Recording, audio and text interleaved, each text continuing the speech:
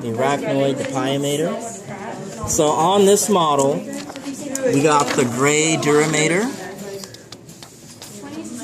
Okay. The outermost one. Endosteal layer and meningeal layer of the dura. That's right, we talked about in lecture. So then now this area right in here, that's the area for it truly would be the subarachnoid space. You notice just deep to the arachnoid mater, that subarachnoid space.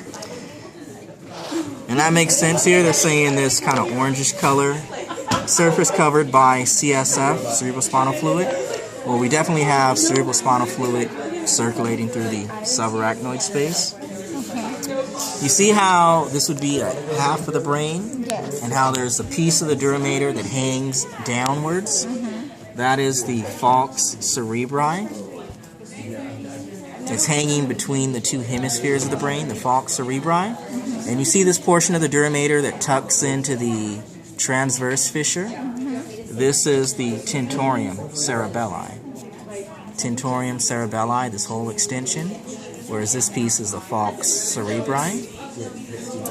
The pyomator, just like the key shows, is that red line, and you see it's right on the brain. And in fact, that kind of light green color, that's the cerebral cortex. Gray matter on the brain, and the pyomator follows every curve and contour. Okay? And then switch over to that last portion. So, subarachnoid space, again, that's right in this area. Subarachnoid space. The dural sinus, that's the space inside of the duramator between the two layers. So this blue part, here it says venous sinus.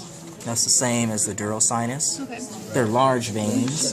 Dural sinuses are large veins. So between the two layers, the sinus is blood. Blood. Oh, okay. So the only place that there's cerebrospinal fluid is in the subarachnoid space. Well, subarachnoid space for the meninges, yes. Okay, that's what I meant. Superior sagittal sinus, you see it's one of the several dural sinuses. This one specifically right here, the one that's inside of the falx cerebri, that is the superior sagittal sinus. But anywhere where you see this blue color, these are all dural sinuses. Okay? Arachnoid granulation or arachnoid villi, we're not going to see that on a model. That's going to have to be on a picture. And the textbook, chapter 16, the arachnoid granulation, aka arachnoid villi, it's a connection from the subarachnoid space into the dural sinus. And if you turn the page, right here, you see this connection from the subarachnoid space and it extends into the dural sinus. That's the arachnoid granulation. And there's got to be another picture. Nope, that works. All right. Thank you.